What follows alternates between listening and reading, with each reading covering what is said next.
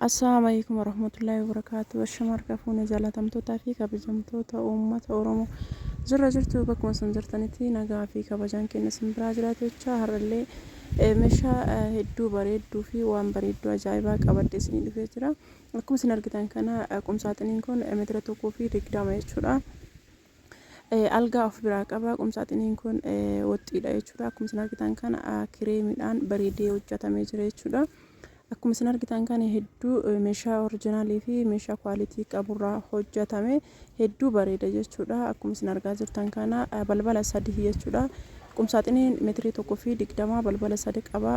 Tokko jidduu keessaa caadaarra mastaawotii itti goonee jira jechuudha. Kan cinaa tokko irratti mastaawotii goonee jira jechuudha.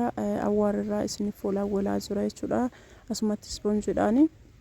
Mastaawotiin nama mul'istu jechuudha. Kinoo argaartanii kaqumatii namaatiin irratti hojjetamee jira jechuudha. Baay'ee bareeda. Algaa fi qumsaaxinii hedduu bareedu jechuudha. Namoonni ajajachuu barbaadan gara Zulaamaa Shukoottaa isiniin jedha. Meeshaan kun osoo viidiyoo isin waraabameen ture jira. Haga hojjetamee bahe ture. Viidiyoo isaa illee hanga waraabee jiru bubbulee jira jechuudha. Gadi hin dhiisne of bira qabee waan viidiyoo of bira tursiiseef jecha malee hanga bahe bubbulee jira jechuudha. Akkana fakkaataa hedduu bareeda kireemiidhaan hojjetame. Dhugaa dubbachuuf algaa kana filannoo kiyyaan hojjechiise. Algaan kun baay'ee lifaatii guddaallee qaba jechuudha. Akkuma isin argitan kana yoo akkana ilaaltan salphaa isiniif fakkaachuu danda'a. Bootaan xarzii isaa diizaayiniitti bahe kun meeshaa baay'ee nyaataa qalamii baay'ee dhuga jechuudha. Waan qalamii lama fayyadamu algaan tokkocharraa fayyadama jechuudha. Baakkoonii tokko qaba. Baakkooniin isaa kun kinoo akkuma isin argitan kana jechuudha. Akkasumatti baakkoonii tokkocha qaba jechuudha. Algaa baay'ee bareeduu fi akkasuma miidhagfii tokkoffaa irraa hojjetame jechuudha. Hin bareeda jedhee akka ofii kiyyaa hin bareeda jedhetti hojjedhe jechuudha. Hedduu bareedee hojjetamee jira. Akkuma an barbaadetti naaf ta'ellee oriijinaaliidhaan hojjetame miidhagfiilleen akkasuma qalamiin isaallee qalamii bareedaadha. Xarziin isaa kunniin kan itti bahu kun qalamii baay'ee dhuga jechuudha. Argaartanii inni kun qalamii baay'ee wanta fayyadamuuf jechuudha. Baay'ee nama miidhaa garuuyyuu.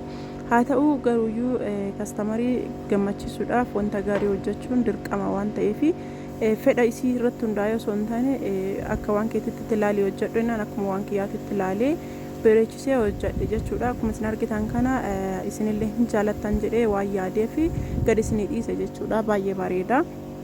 Algaan kun meetira 1.20 jechuudha. Argaartanii meetira 1.20 komodiinoo takkatti qaba jechuudha. Deebi'ee ammallee dalgi isaa lamaan akkana jira jechuudha. Cinaan isaa lachuuyyuu akkana jira. Hedduu bareeddi jechuudha. Algaa baay'ee bareedduu taate jechuudha. Roonni ijoollee keessanii hojjechiisuudhaaf ijoollee hin qabne yookiin haadha manaatiif abbaa manaa taatan isa kana hojjechiifachuu hin dandeettanii garuuyyuu baay'ee mana maatiitti hin xiqqaatti nama fayyadu. Maaliif algaa meetira 1.20 jechuun mana baalaatti daariititti xiqqoo hin xiqqaata nama jala. Yeroo booda qayyarachuu irra garuu yeroo matakkatti geessanii booda qayyaruu wanta namatti hin mijoofneef birri masan itti dabalanii hojjechiisuutu caalaa akkanuma jechuudha. Qumsaaxiniilleen maachii algaa waan taateef jalaa fi gubbarraa waan akkana qabdi. Maaliif wanti wayii maachii ol godhuudhaaf waan isa fakkaatu walitti dhufuun isaa dirqama waan ta'eef sababa saniif jecha akkana maachii ol goonee masaabaa lama qaba. Masaabaan isaa kinoo akkuma isin argitan tansharaataati kana jechuudha. Baay'ee nama dhibu asuma harkisuu bichaa homa takka waan nama dhibnu nama salphata jechuudha. Dalgi qumsaaxinii kinoo kana jechuudha. Dalgi gamana isaa kana fakkaata jechuudha. Hedduu bareeddee hojjetamtee jirti. Adii osoo taate hin manacha koofti kun adii miti. Adii manacha kaawusanii miti. Namoonni adii goonee akkamitti miicuu dandeenya akkamitti walaawwaluu dandeenya namoonni jettan namoonni akkasii gaafatan rakkoo hin qabu. Akka barbaadanitti walaawwaluu dandeettanii siraachuun ta'ee deebi'ee ammoo meeshaan ittiin qulqulleessan kan akkuma fakkeenya akkuma mastaawotii kan ittiin qulqulleessan kafanii jiraan qulqulleessanillee hin jira. Yeroo takkatti isa sayyoo bitattan yeroo hundaayyuu meeshaan keessanii qoshoshu birrii isaallee birrii guddaa miti 450 yeroo dheeraa itti fayyadamuu dandeettanii hoggaallee fayyadamuu dandeettanii waan birrii guddaa nama gaafatamuti. Kanaa mitillee jettan saamunaa keessanii laargoonillee walaawwaluu dandeettanii. Miidhagfiin amalli inni qabu osoo qalamii hin dibamiin dura yoo bishaan tuqe hin bobbokoka. hin quncaa. Ergasii erga qalamiin dibamee varnishiin gubbarraan dibamee bishaan hin seenu. Varnishiin sun akka bishaan hin seenneef waan dhorguuf jecha ofirraa homata akkayyuu ta'uu hin danda'u jechuudha. Akka barbaadanii walaawwaltanii akka barbaadanii fayyadamuu dandeettanii akkuma barbaadanii qulqulleessuu dandeettanii homata akkayyuu waan inni ta'u hin jiru. Tsidaata isaa akka barbaadanitti qulqulleessuu dandeettanii akka barbaadan istiraachuun qulqulleeffachuu dandeettan homata akka wanni inni ta'u hin jiru isiniin jedha. Akkana fakkaata jechuudha. Qumsaaxiniin kun meetira 1.20 isiniin jedheera. Jala isaatitti masaabaa lama qaba. Akkuma isin argitan kana balballi isaa akka gamanaa kan madaddaraa tokkocha jechuudha. Akkuma isin argitan kana gamana irratti balbala madaddaraa tokkocha qaba. Bootaan uffata itti saqqalanillee kiinooti jechuudha. Akkuma isin mul'ataa jiru sanii kiinooti. Bootaan kun boota uffata itti saqqalamu jechuudha. Garra ol'aanuun waan akka konfartii algaanimsi waan gara garaatti fayyadamuu dandeettanii gara gadhaanu kan ammoo qamisii waan akka kumboortaa uumamatti daradarachuu dandeettanii. Maxafaan isaa akkuma baratame maxafaa oriijinaaliidhaan kan hojjetame jechuudha. Hedduu bareedee kan hojjetame jechuudha. Akkana bareechifnee isiniif hojjannee jirra. Warroonni barbaadan gara keenya dhufuu hin irraanfatina. As keessatti madaddaraa akkuma isin argitan kana madaddaraa jalaa kaasee haga gubbaatiin ol qaba jechuudha. Akkuma isin argitan kana madaddaraa gamana irratti hin qaba. Wanta isin barbaadan cabsitanii keessa fayyadamuudhaaf madaddaraa qaba jechuudha. Hedduu bareeda jechuudha. Namoonni jechuu dandeettan gatiin isaa akka gaafa duraatti hojjetame 20,000 amma garuu wanti bakka san jiru hin jiru dabalee jira. Viidiyoon isaa na bira tureera isiniin jedhe jira.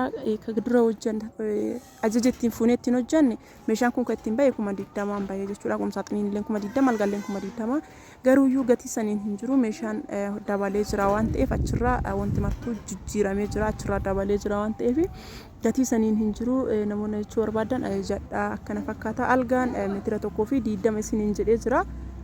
Asitti illee algaan kun meetira 1.20 akkuma isin argitan kana diizaayiniin isaa akkuma isin jedhe kana qalamii baay'ee nyaataallee akkasuma baay'ee bareedaallee hedduu bareedaa jedhee kan ittiin hojjedhe jechuudha. Baay'ee bareeda akkuma isin argitan kana komodiinoo tokko qaba of biraa.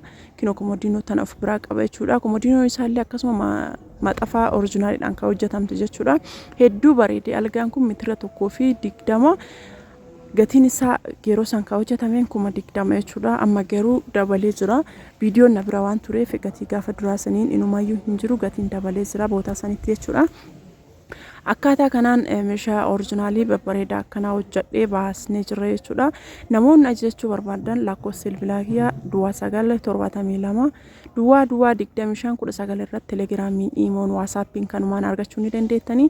Warroonni meeshaan keessan Zammoona kan agarra borootu isinii bahullee obsaan eeggadha. Durumaa duubaan qabadhee isinii dhufa. Viidiyoon kun akkuma isin bira geettetti hiriyoota keessan irratti sheer gochuudhaan akka fayyadaman taasisaa isiniin jedha. Warroonni maamila kiyya taatan hedduu isin jaaladha. Isiniin boona umriinaa dheeradha. Akkuma duraatti akka na jajjabeessitanii waan jiru hundaan na wajjin akka baatanii buutan abdii guddaa isinirraa qaba. Isin jaaladha. Uummata jaalalaa, uummata kabajaa, umriinaa dheeradha isiniin jedha. Nagaatti naa horaa bulaa. Meeshaan keenyarraa akkana fakkaata jechuudha. Warroonni ajajachuu barbaadanillee gara Zulamaa Shukutaa telegiraamiin iimoon waasaappiin guutumni isaatu waan hojjetuuf ittiin argachuu dandeettanii akkana fakkaata. Meeshaan keenyarraa hin jaalattan jedhee abdii guddaa qaba. Dhugumatti hin xiqqaatte malee waan bareedduu tsidaati qabdu jechuudha. Waan bareedduu xiqqishuu bareedduudha jechuudha. Waan guddaarra waan xiqqoo bareedduutu hojjetatu turra bareeda waan ta'eef meeshaan baay'ee waddadee jira. Zamoona kana akka malee waddadee jira waan ta'eef sababa saniif amma gatiin dabalee jira akka duraa miti. Nagaatti horaa bula.